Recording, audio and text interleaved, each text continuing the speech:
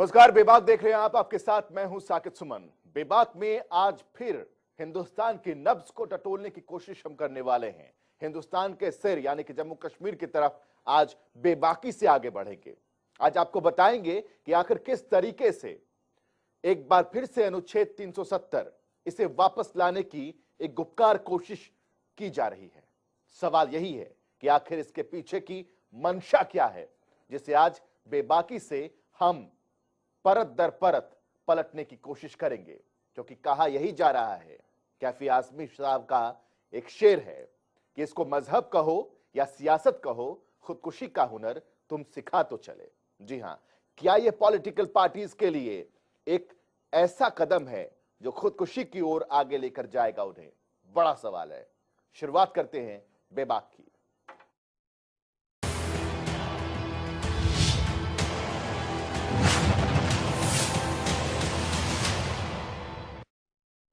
आज बेबाक में किन किन मुद्दों को छूने की कोशिश हम करेंगे, किन किन मुद्दों के जड़ तक हम पहुंचेंगे, इस रिपोर्ट के जरिए देखिए कि आज बेबाक में किन किन मसलों पर बेबाकी से हम रिपोर्ट रखने वाले हैं, तथ्यों के साथ, रिसर्च के साथ।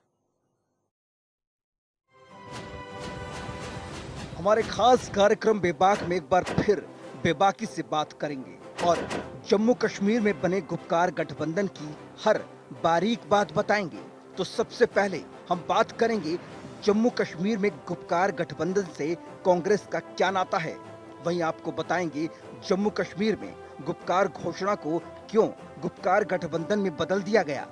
इसके साथ ही बताएंगे कि क्या है गुपकार गठबंधन और जम्मू कश्मीर के कितने दल इसमें शामिल हैं।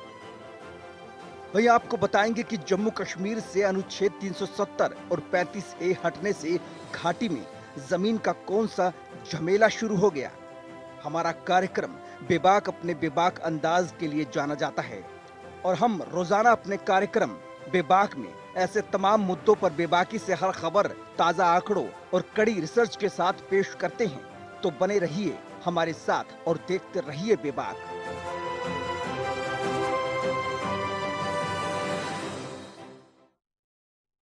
जम्मू कश्मीर में जैसे ही आबो हवा में ये सुगबुगाहट हुई कि गुपकार गठबंधन एक बनने जा रहा है, तो सवाल ये उठा कि आखिर इन गठबंधन में किन किन राजनीतिक दलों की एक अहम भूमिका होगी। तो कांग्रेस का नाम भी सामने आया।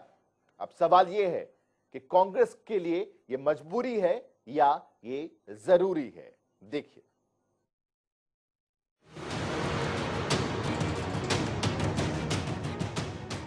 जम्मू कश्मीर में PAGD यानी कि गुपकार गठबंधन से कांग्रेस का नाता क्या है? जी हां, इस सवाल को लेकर देश में नई बहस छिड़ चुकी है, जिसको लेकर केंद्रीय गृह मंत्री अमित शाह समेत बीजेपी के तमाम नेताओं ने कांग्रेस को राष्ट्र विरोधी बता दिया।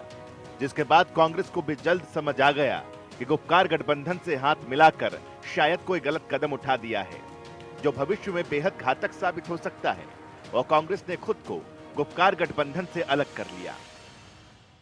सबसे पहले तो मैं ये कहना चाहूंगा कि इंडियन नेशनल कांग्रेस जो है या कांग्रेस पार्टी जम्मू कश्मीर में जो है, वो PAGD की जो अलायंस है उसका हिस्सा नहीं है। और जब हम उसका हिस्सा नहीं हैं तो हमारी सहमति का उससे प्रश्न ही नहीं उठता। एक बात रही। दूसरी बात, जैसे आपने कहा है, जो पार्टी, जो जमात देश में, हमारे देश में पाकिस्तान की बात करे, कश्मीर की किसी इंटरनेशनल बात करे, कांग्रेस कभी उसके साथ नहीं है। जनरल बात मैं कह रहा हूँ, मैं इस पर्टिकुलर अलायंस के बारे में मैं कह रहा। हमने केवल इतना किया है कि कहीं कहीं जो लाइक माइंडेड पार्टीज हैं उनके साथ हमारी सीट एडजस्टमेंट हुई है। हमारा PAGD के साथ या गुपकार जो कनक्लेव है या गुपकार डिक्लेरेशन है उसके साथ हमारा कोई अलायंस नहीं है। आपको बता दें कि अमित शाह ने तिरंगे का अपमान, आर्टिकल 370 की बहाली, विदेशी ताकतों के दखल जैसे मामलों को लेकर गुपकार गैंग करार दिया था। साथ ही कांग्रेस से भी स्टैंड क्लियर करने को कहा था, जिस पर गुपकार गठबंधन के सदस्य मुजफ्फर शाह और जावेद मुस्तफा मीर ने पलटवार किया। Amit Shah साहब, you have lost the elections in Kashmir before you have fought it. वो इसलिए क्योंकि आज जम्मू और कश्मीर के हिंदू, मुसलमान, सिख, ईसाई, बौद्ध, जितने भी हमारे कश्मीरी पंडित, पहाड़ी, गुजर, उनने ये फैसला कर लिया है कि आपने जो 2019 5 अगस्त को हमारे कॉन्स्टिट्यूशन को तार-तार कर दिया, हमारे तशक्कुस को, हमारी बका को, उनने फैसला कर दिया है कि अब हम आपको करारा जवाब देंगे और वो जवाब आपको मिल जाएगा। इसलिए आप बौखला गए हैं। और आज हमारी जितनी भी यहाँ की सियासी जमातें हैं, उन्होंने अपना पॉलिटिकल बैगेज एक तरफ छोड़कर they have made an alliance, और आप पॉलिटिकल अलायंस को गैंग बोल रहे हैं।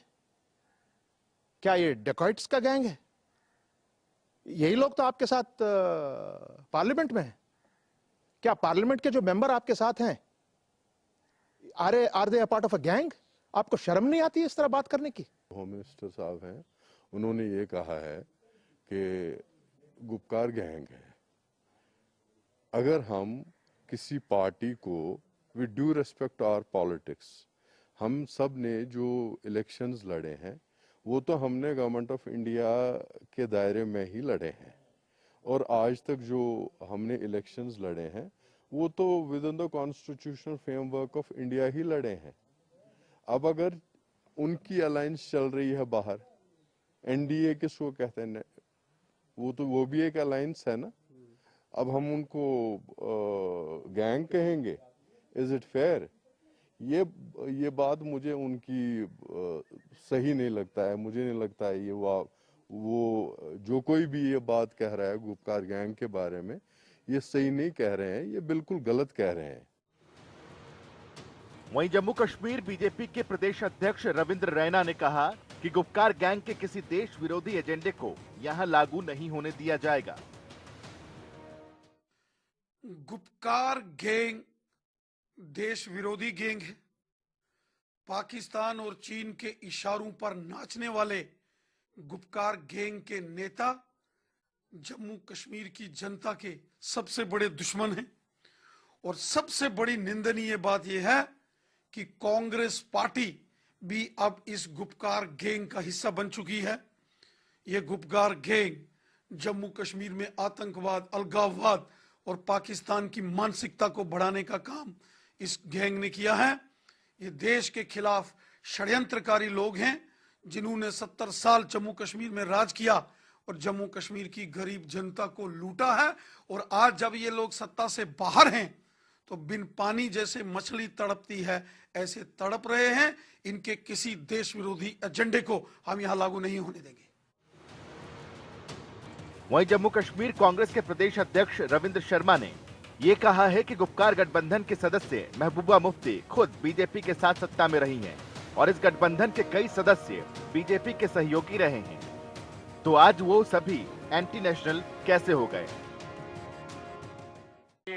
अमित शाह जी को ये नहीं भूलना चाहिए कि कल तक वो पीडीपी के साथ सत्ता में शेयर कर रहे थे।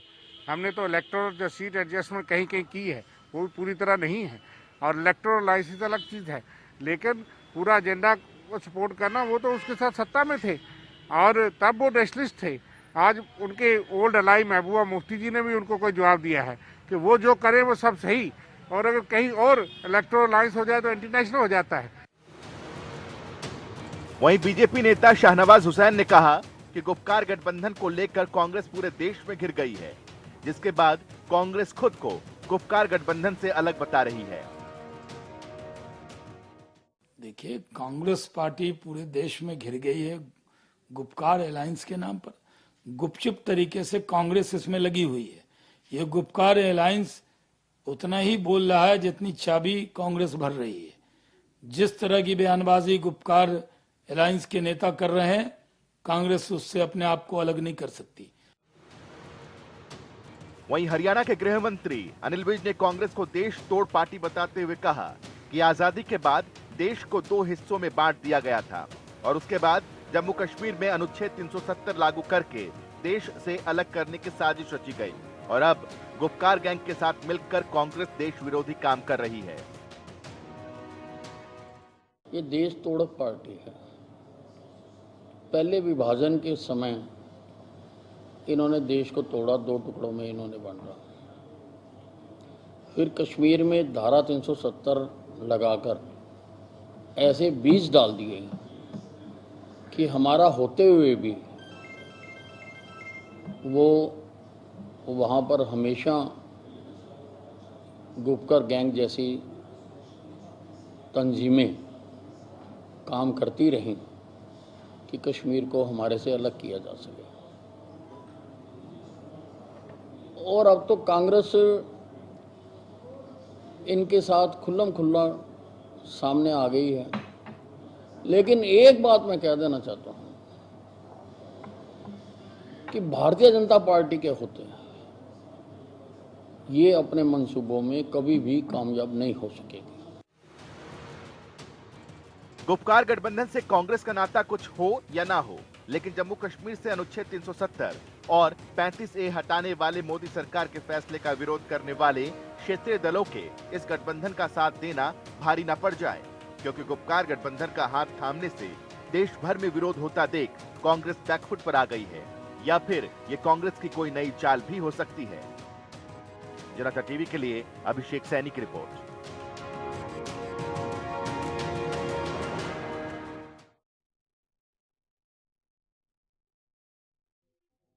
सियासत में सियासतदान और सियासी पार्टियां खुद को जिंदा रखने के लिए कोई भी कदम उठा सकती हैं, यह तो हिंदुस्तान का इतिहास बताता है। अब आपको हम यह बताते हैं कि इस गुपकार गठबंधन की जरूरत आखिर पड़ी क्यों। वहां की 8 पॉलिटिकल पार्टीज जो मिलकर के इस गठबंधन में आई हैं, क्या जरूरत पड़ी इसकी। अनुच्छेद 370 के पैरोकार कश्मीरी नेताओं की पिछले 15 महीनों से बोलती बंद थी, लेकिन नजरबंदी से आजादी मिलते ही उम्मीदों के पंख फड़फड़ाने लगे। तो श्रीनगर में नेताओं का मिलन समारोह शुरू हो गया। एक बार फिर कश्मीर की आजादी का जज्बाती मुद्दा भड़काने की चाल चली जाने लगी। लेकिन फारूक और महबूबा शायद ये भूल रहे हैं कि काठ की हांडी बार बार नहीं चढ़ती। वो एक बार फिर देश का मूड भांपने में गलती कर रहे हैं। कश्मीर की राजनीतिक पार्टियां अनुच्छेद 370 के कवच की आड़ में सालों से सियासी रोटियां सेकती रहीं। लेकिन 5 अगस्त 2019 को मोदी सरकार ने वो रास्ता बंद कर दिया था। नजरबंदी में हुर्रियत नेताओं की एक न चली, लेकिन आजाद होते ही गुपकार घोषणा के कागजात बाहर निकाल लाए और खुलकर लामबंदी होने लगी। ऐसे में जम्मू कश्मीर के 7 क्षेत्रीय राजनीतिक दलों ने पीपल्स अलायंस फॉर गुपकार बनाया, जो 28 नवंबर से होने जा रहे जिला विकास परिषद यानी कि डीडीसी चुनाव में एक साथ लड़ेगा, क्योंकि इस गठबंधन का मकसद कश्मीर में केंद्र सरकार के नए कानूनों को औंधे मुंह गिरा देना है। आपको बता दें कि घाटी से अनुच्छेद 370 को बेमानी करने और जम्मू कश्मीर राज्य को 2 केंद्र शासित प्रदेशों में बांटने के 15 महीनों बाद पहली बार डीडीसी के चुनाव होने जा रहे हैं। प्रदेश में इससे पहले 2018 के दौरान पंचायत और नगर निकाय चुनाव हुए थे, जिसमें नेशनल कॉन्फ्रेंस और पीपल्स डेमोक्रेटिक पार्टी के बहिष्कार की घोषणा के चलते बीजेपी को वॉकओवर जैसा मिल गया था, जिससे घाटी में कभी कोई महत्वपूर्ण चुनाव न जीतने वाली बीजेपी को वहां के स्थानीय शासन तंत्र का नियंत्रण हासिल करने का मौका मिला था। वहीं गुपकार गठबंधन के नेता ये सुनिश्चित करना चाहते हैं कि फिर से वही गलती न दोहराई जाए। सभी 20 जिला विकास परिषदों का नेतृत्व अध्यक्ष के हाथ में होगा, जिनका कार्यकाल 5 साल का होगा। सूत्रों की माने तो इस योजना का मकसद भविष्य में जम्मू कश्मीर विधानसभा के निर्वाचित प्रतिनिधियों की शक्तियों पर अंकुश लगाना होगा। जनता टीवी के लिए अभिषेक सैनी की रिपोर्ट। समझना बहुत जरूरी है कि आखिर इस गठबंधन की जरूरत क्या थी और इस गठबंधन के पीछे वजह क्या है, मंशा क्या है, इस रिपोर्ट में समझिए।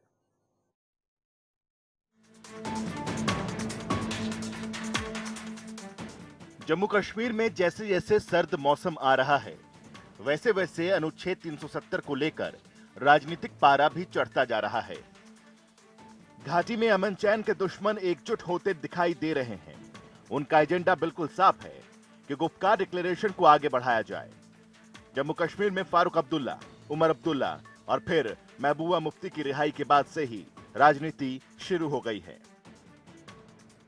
महबूबा अब्दुल्ला की नफरत जोड़ी की 370 पर रस्सी जल गई, लेकिन ऐंठन नहीं गई। वहीं महबूबा फारूक का मकसद एक ही है, केंद्र सरकार का विरोध करना, 370 पर आक्रोश भड़काना और अपनी सियासत चमकाना। वहीं इन दिनों सबसे बड़ा सवाल यह है कि आखिर ये गुपकार है क्या। तो आपको बता दें कि श्रीनगर में एक गुपकार रोड है और इसी रोड पर नेशनल कॉन्फ्रेंस के मुखिया फारूक अब्दुल्ला का निवास स्थान है, जहां 4 अगस्त 2019 को कश्मीर के 8 स्थानीय दलों ने बैठक की थी। ये बैठक जम्मू कश्मीर से अनुच्छेद 370 को हटाने के ठीक एक दिन पहले हुई थी। बैठक में एक प्रस्ताव भी पारित किया गया था, जिसे गुपकार घोषणा नाम दिया गया था। वहीं गुपकार घोषणा को जम्मू कश्मीर की तमाम क्षेत्रीय पार्टियों ने मिलकर गुपकार गठबंधन में तब्दील कर दिया, जो मिलकर जिला विकास परिषद के चुनाव लड़ने जा रहे हैं। आइए आपको बताते हैं कि गुपकार गठबंधन में कौन कौन से मुख्य दल हैं। National Conference, PDP, Congress, CPM, People's Conference, Awami National Conference, Panthers Party, People's United Front. Gupkar से जुड़े दल और नेता चाहते हैं कि जम्मू कश्मीर में आर्टिकल 370 और आर्टिकल 35A समेत जम्मू कश्मीर का संविधान और इसको राज्य के दर्जे को फिर से बहाल किया जाए। इतना ही नहीं, इन दलों ने इसके लिए सामूहिक लड़ाई का भी संकल्प लिया है। आपको बता दें कि जम्मू कश्मीर का दर्जा बदलने के बाद पहली बार इस केंद्र शासित प्रदेश में डीडीसी के चुनाव 29 नवंबर से होने जा रहे हैं। 8 चरणों में होने वाले इन चुनावों का आखिरी चरण 29 दिसंबर को होगा। जनता टीवी के लिए अभिषेक सैनी की रिपोर्ट।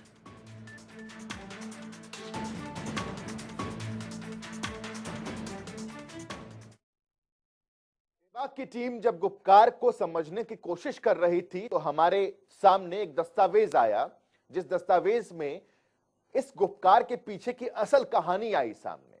अपनी इस रिपोर्ट को हम आपको दिखा रहे हैं, देखिए, समझिए, बहुत ही दिलचस्प फैक्ट है इस गुपकार के पीछे का।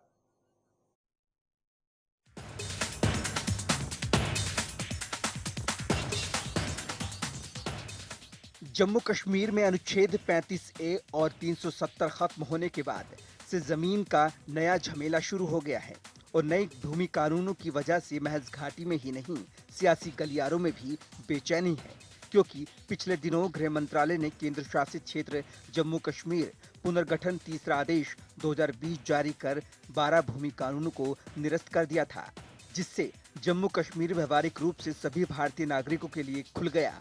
अब तक महज 1927 में डोगरा राजा महाराज हरि सिंह के लागू किए गए कानून में परिभाषित स्थायी निवासी प्रमाण पत्र धारक या राज्य की प्रजा ही यहाँ चल और अचल संपत्ति खरीदने का अधिकार रखती थी।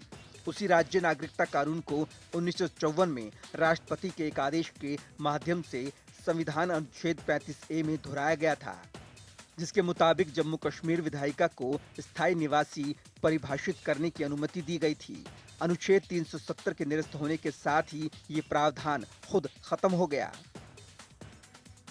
नए भूमि कानूनों की वजह से जम्मू कश्मीर के तमाम राजनीतिक दलों में बेचैनी है, जिसके विरोध में गुपकार घोषणा की गई और उसे गुपकार गठबंधन में बदल दिया गया। इस गठबंधन के मुताबिक नया कानून एक तरह से बाहर के लोगों को घाटी में लाने का विज्ञापन जैसा है। जैसे ईस्ट इंडिया कंपनी ने भारत को लूटा था, वैसे ही बीजेपी ने जम्मू कश्मीर में बड़े व्यापारिक घरानों के लिए रास्ते खोल दिए हैं, जिनको यहाँ के लोग नहीं, यहाँ की जमीनें चाहिए। वहीं केंद्र सरकार के मुताबिक जम्मू कश्मीर में नए भूमि कानून न केवल 90% से ज्यादा भूमि का संरक्षण किया जाएगा, जबकि कृषि क्षेत्र में सुधार लाया जाएगा और औद्योगिकीकरण को बढ़ावा दिया जाएगा। वहीं गुपकार गठबंधन इन बातों को नामंजूर करता है। उनके मुताबिक इन कानूनों का मकसद जनसांख्यिकीय परिवर्तन लाना है और स्थानीय आबादी को कमजोर करना है। जनता टीवी के लिए अभिषेक सैनी की रिपोर्ट।